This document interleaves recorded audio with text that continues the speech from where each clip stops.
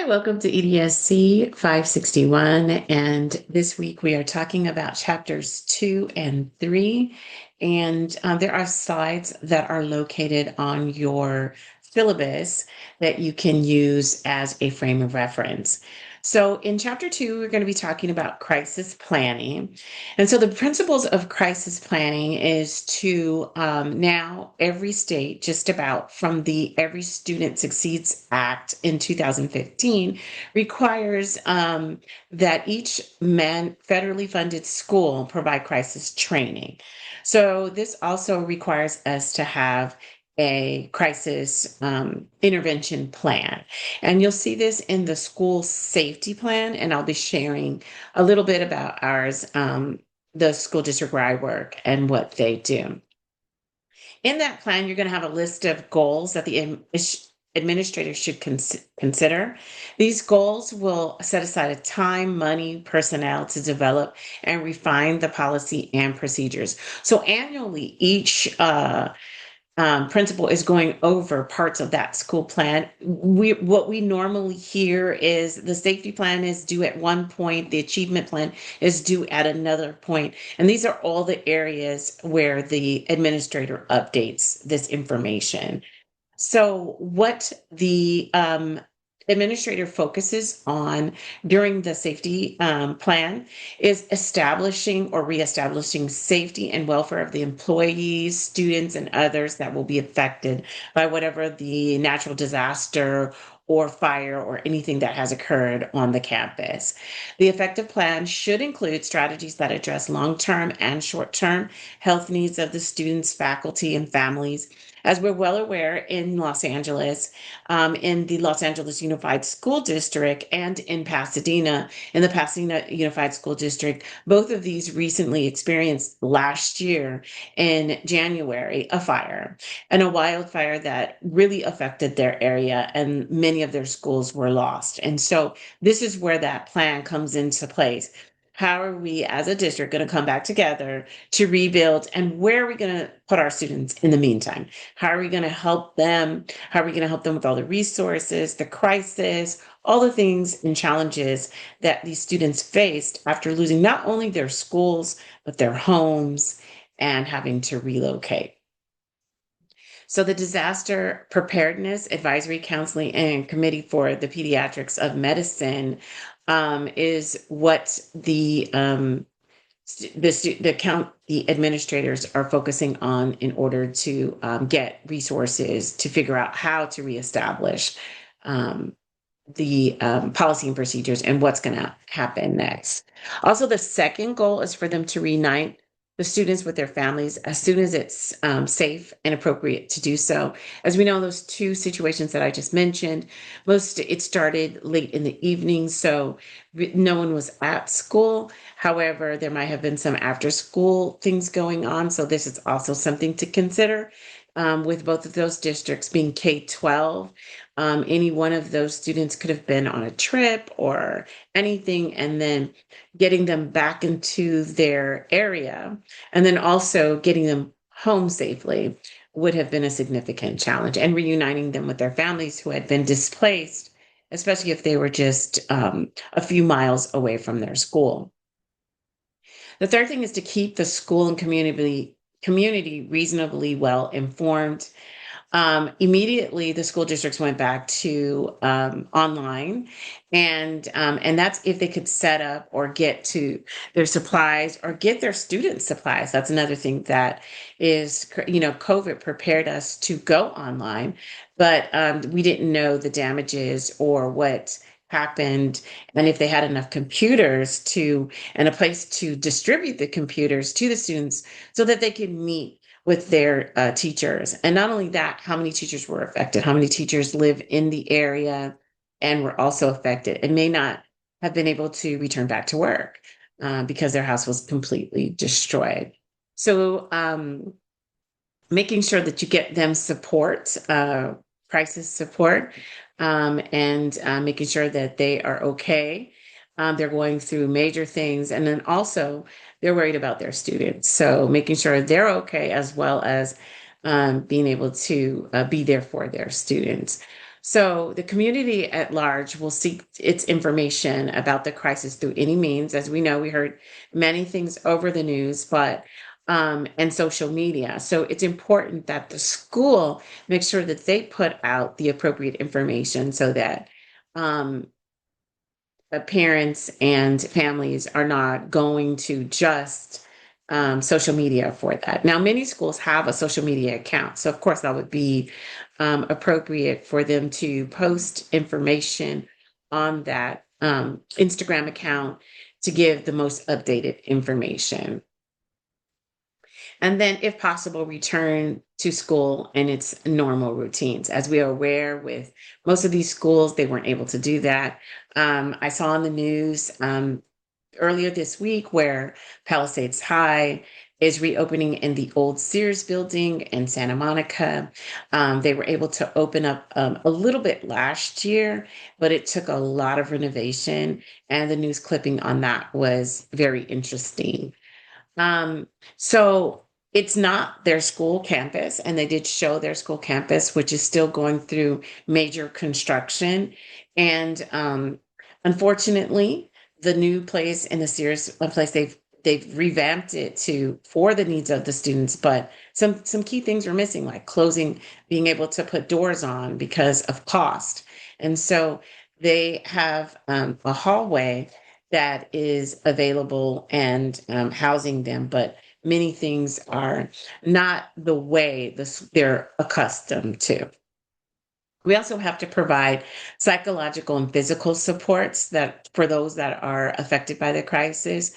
So many of those students, even a challenge just for them to get down to the new building. So they may have had to stay online because they had to relocate because perhaps maybe their house did burn down. And so they're starting all over again and maybe in a completely different city. And then, funding and resources, for them.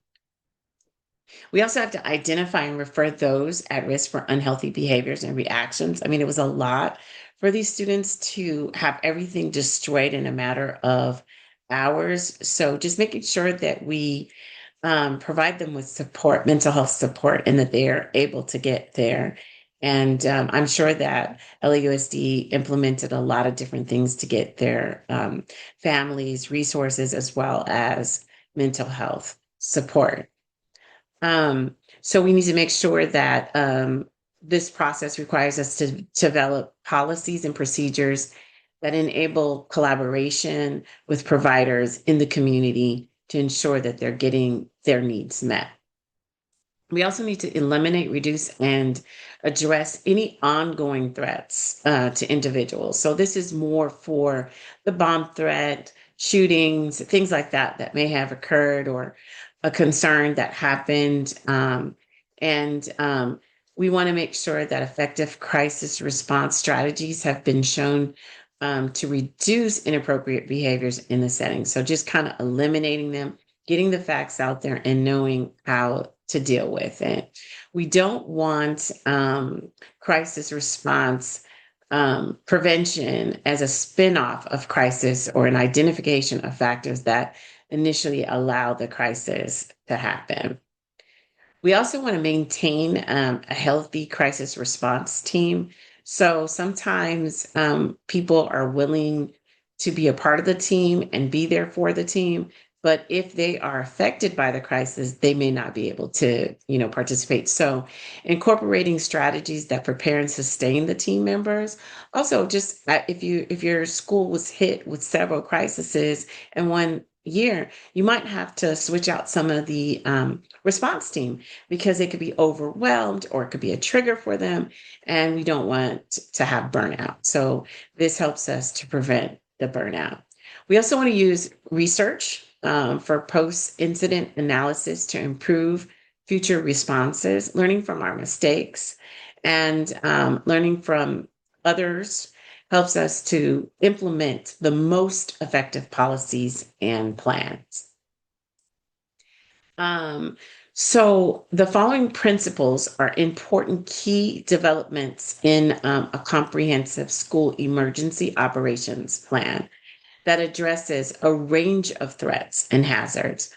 So the planning must support leadership, It needs to use a system assessment to customize plans to build um, to the building level.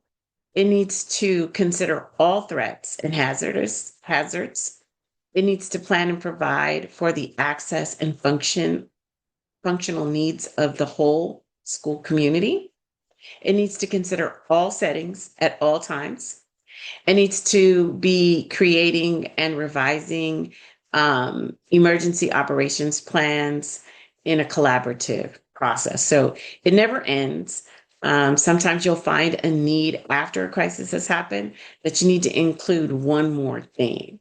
So this is where the annual response is, and the annual reflection happens, and the policy is reviewed and revised annually. So, how can our schools collaborate with other community agencies without wasting everyone's time? We need to facilitate a crisis preparedness. So, districts should form a public safety advisory committee that meets on a regular basis. And it's also important that if you haven't had any crisis prevention training, please join. I was part of our district's training last year through LACO. So, as a counselor of 27 years and not that many crises under my belt, thank goodness, I needed some more expertise, like how and what is the latest information. So that training was extremely helpful. Making sure that you read all of the federal guidelines. If you don't understand it, it's important that you get clarity for what's needed and not just avoid it or think that you have the appropriate response as an administrator. And then how can we write some questions that come up is like, how can we write action steps for every possible incident? Well, there's models out there that help us to, and that's where we're learning from other people. So sometimes we use scenarios. We determine the amount of time available to respond. We identify decision points, and then we develop a course of action. So that's basically what we're doing in this program. Um, so effective crisis protocols quickly convey exactly what to do.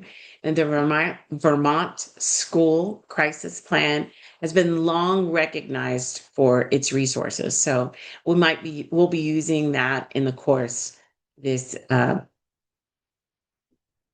this fall. So the federal guideline says that we need to include functional annexes, and this means that it needs to information that pertains to a number of scenarios, differentiating them from the scenarios and specific protocols. Some of these annexes include what experts call functional response protocol or procedures. These are general actions you take, sometimes simultaneously. So, evacuation is an example because in many different situations, an evacuation is necessary. So in any crisis, you might stop for a moment, shelter for a moment, and then evacuate. So that might happen in many of the crises. Others are shelter in place, lockdown, and reunification.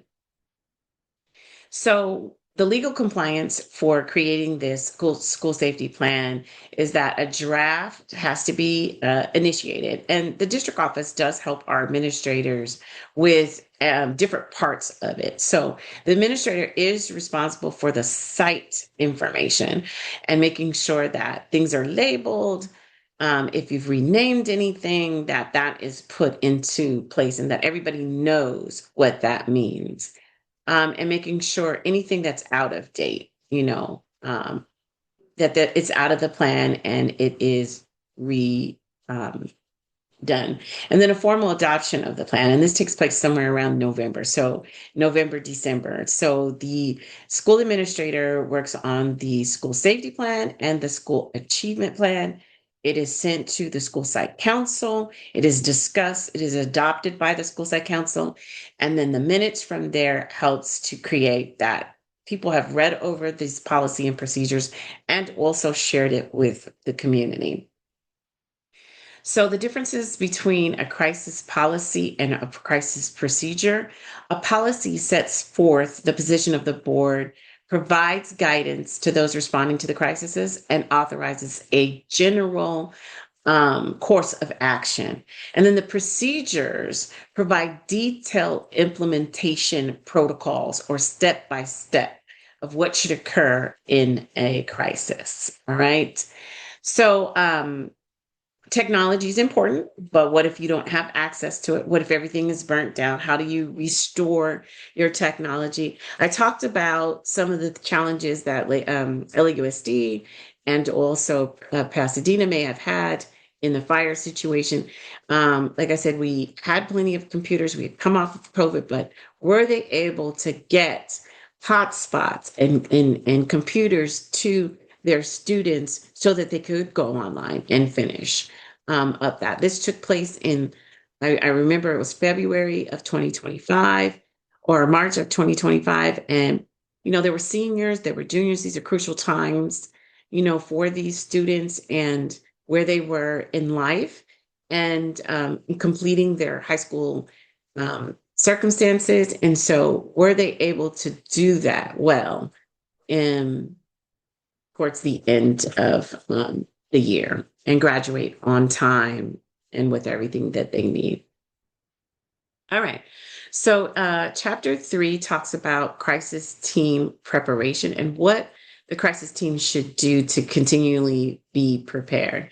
So, qualifications of a crisis team member is just a positive effect. So, all you have to do is be willing to follow directions, willing to help out where there's a need, and be a problem solver, be resourceful, feel confident, have an attitude to turn this situation into a positive situation, and be resilient because, you know, the crisis is going to have an effect on you. And you need to be able to have that positive effect so that people don't feel hopeless. Each member should have the capacity to accept directions and execute diverse functions under pressure. Be able to multitask because you're going to have to do a lot of things at one time. Be willing and available to leave their immediate work location to work elsewhere in the school or the district, um, and help supervise students because there will be teachers that won't be available. Be committed and continuing professional development, as I mentioned earlier, going to trainings on crisis intervention so that you are aware. Communicate clearly and sensitively under stress. If you have non-English speaking students, staff, or families, we do need people that are bilingual. And then demonstrate that they can complete a task calmly and safeguard confidential records and exhibit good judgment about sharing information. They should also possess skills that are needed in a crisis, not necessarily formal training, but an English teacher that says, I'm going to read over all the communications, or a paraprofessional who has close ties to the local community, and disability specialists who can design special communication to assist with our families with disabilities. They should know the community and the school and be able to establish rapport quickly and meaningfully. Be knowledgeable about the age groups that they're serving in crisis, because each age, has a different response to a crisis. The leadership team should identify qualified members to that will take over coordination and delegate roles to in a crisis. And this group will also meet with others after critical incidents to review and respond and revise the plan. The crisis team should include members such as a leader, such as the principal or administrator or designee, offsite managers, security coordinators, medical responders, and communication coordinators, mental health specialists, facility managers, technology specialists, custodians, and other staff members that may include teachers, yard supervisors, anybody who knows the community well. So some examples of community members that should be on your crisis team: mental health specialists, law enforcement, fire, health, transportation, emergency management, victims assistance, and child protection officials. So community members on the crisis team should be able to support services such as interpret and translate for parent communication, assist in responding sensitive, lead to members of different ethnic groups, and accommodate for students with staffs with disabilities. And the responders should be experts needed in your area, and should also be considered. A great website for that is Friendship Circle. The crisis team coordinator's responsibility will be that of carrying out or delegating tasks. And whenever the coordinator's response efforts, they have to be calm, a quick thinker, with authority, organization, the ability to delegate and meet the needs of all the population, and not just the selected few. So usually we use a superintendent, a principal, school psychologist, counselor, social worker, or other support personnel as the leader. So it's really important that we remain calm as crisis intervention team members. Think before we act, and be sure we get the facts, because sometimes a crisis occurs and a lot of people misinform what's happening, and that could decrease important timelines. One of the great things that's on Prime Video now is Katrina, and it's called Hurricane Katrina. And it reviews all the things that went wrong during that crisis, all the lack of communication, what was important to people, because the hurricane wasn't really the issue. It started out being the issue, but it was the levees that became the primary factor. And there was a lot of people that thought that once the hurricane passed, everything was over.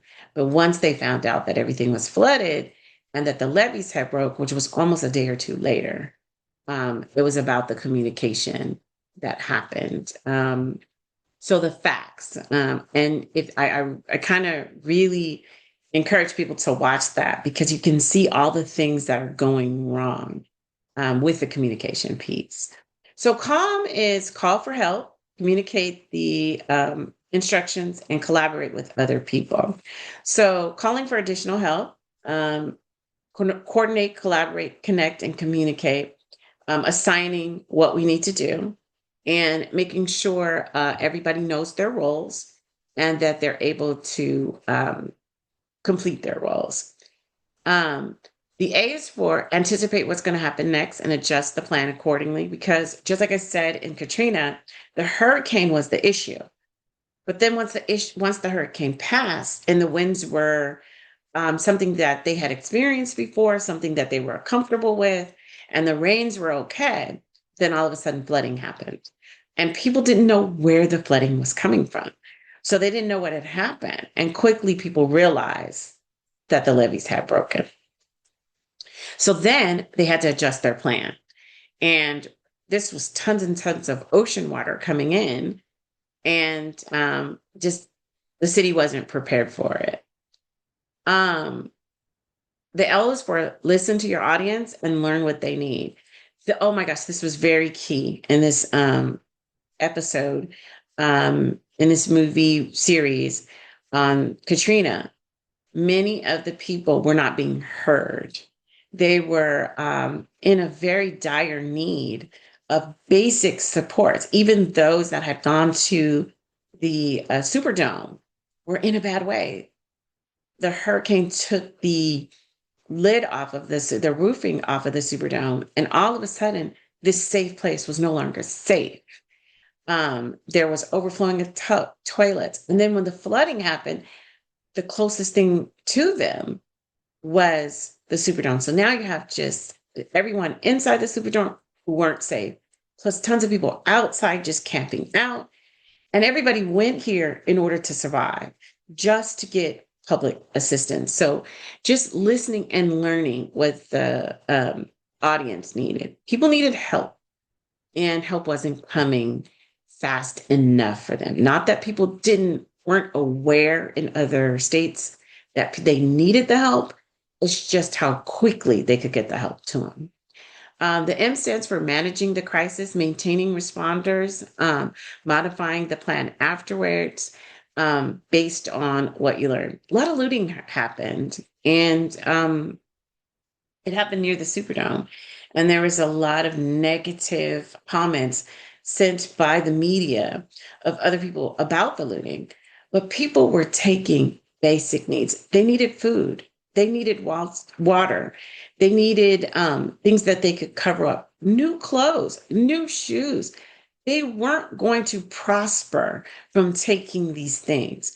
These weren't things that they were going to take, resell, make money. This was daily items that they needed to survive. Their clothes were all wet. They had walked in 6 feet of water to get away from the flooding. They needed new clothes, new underwear, new shoes, just basic food they hadn't eaten in days, no water in days. I mean, so um, this is, important because a lot of the communication was these are bad people stealing and looting when they just needed basic stuff, you know? So this is important. So as a mental health specialist, we should make sure that we're specialized for this role and that we are trained for this role. So we can't determine how we're going to act or feel when the crisis is happening, if we're going to get composed. But if we freeze, that's okay. We're human. But we have to be able to calm our own bodies, know what to do next, and then get into action so that we can help and support other people. So when we use the steps for calm, we want to make sure that we are taking a look at our other people, and we're screening and referring as needed, anticipating their psychological needs, listening to their voices, what's happening, what do they need, medical attention, are they frozen, do they need their meds, or is it just a response to the crisis? And then making sure that we have first aid for them in all situations. So we need to train our employees. And every year, we have the disaster earthquake where we do the full, like we've had a major earthquake here in California, and we are trying to evacuate. Some people are injured. Sometimes, we need to practice this. When we don't practice it, we don't have a way. It's like it feels like it's the first time. And the practice is what helps us to sometimes remain calm and sometimes know what we need to do next. All right. Um, Coordinating the movement of students to minimize disruption is really important. Um, so we want to make sure that we are prepared for that. Designate someone who is sensitive to students and faculty for their roles and escort and coordinate them to those areas. Security staff might also be really important in this role as a crisis team member. They are helping students to make arrangements and safeguard the victim's belongings, move the mementos left in the locker and decrease if any deceased and give it to the family, escort the distressed students to guidance office for proper support, and monitor the students and coordinate and congregate in large groups during regular activities. They also need to maybe approach the media and refer to them as the school media representative. And also, they need to keep representatives from interviewing students or teachers on the grounds unless a special arrangement has been made. So, our security staff is very, very important in this process. The crisis team training, um, the orientation and introductory activities are extended beyond mere titles and names.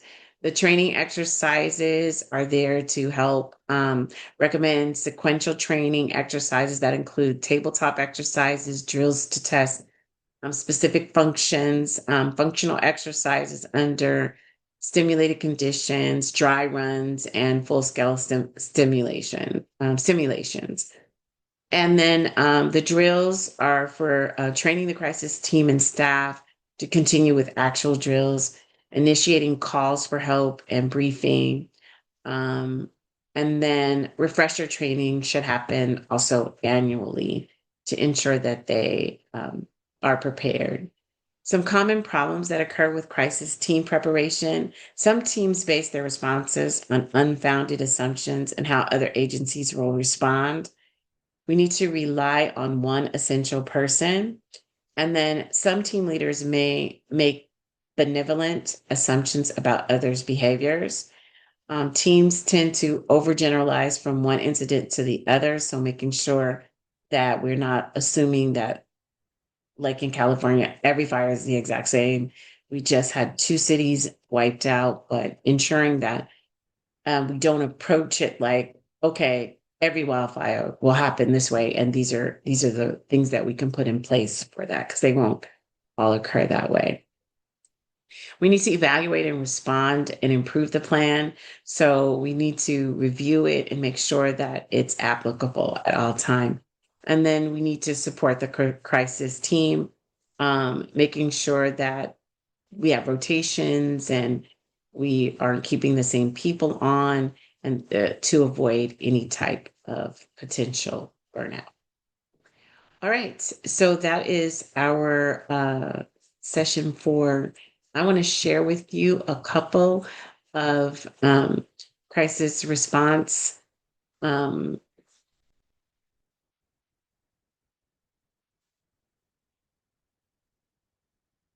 Right, so this is LAUSD, and LAUSD has this was their bulletin that they sent out on July 2023, making changes to major aspects of their crisis intervention. It talks about the background, it talks about the acronyms, it talks about the major changes that were made in the crisis preparedness and response and recovery, the supply supplemental tool list acronyms.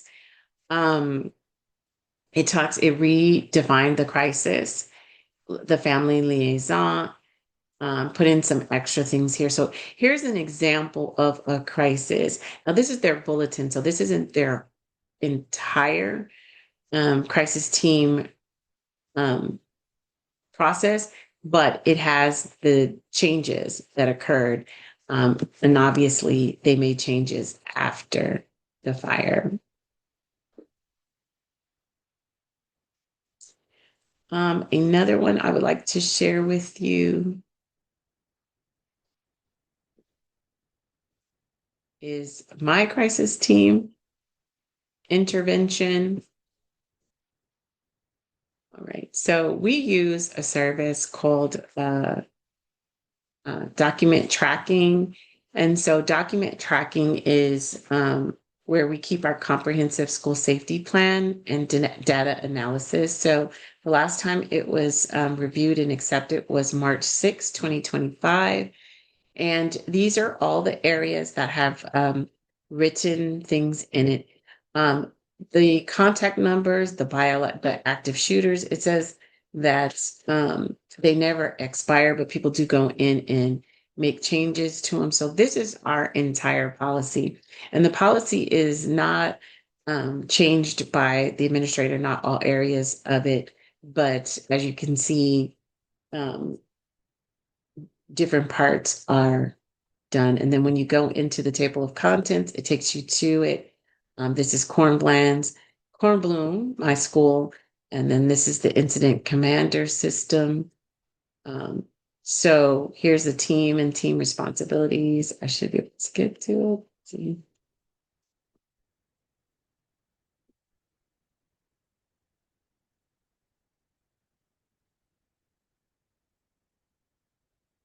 All right, so I wanted to show the sections of the plan. See.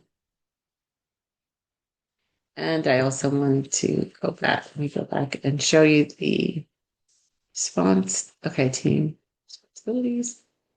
Okay, so these are the team, and then we write it all out. So the planning, intelligence operations, and then each school has their specified roles that the principal will put into place. Okay. Um, and like I said, applies for all of them. So here's our threat assessment. Um, here is our school-wide dress code, suspension and expulsion. So these are all the areas that we have for this. And again, this is housed in our docu tracking system. And here is the school plan for student achievement. So these are the two that are reviewed annually and taken care of by the administrator. Okay, so those are two areas that I wanted to show you, two examples of a school safety plan so that you're familiar of what is expected and what you will be bringing to us. And this, I think it's got 46 sections, so it's pretty detailed. So if I wanted to download the whole, this is where I would download it, and then bring that copy to our week 5 with my questions. All right, your assignment for this week, your first assignment is due. And thank you for your time.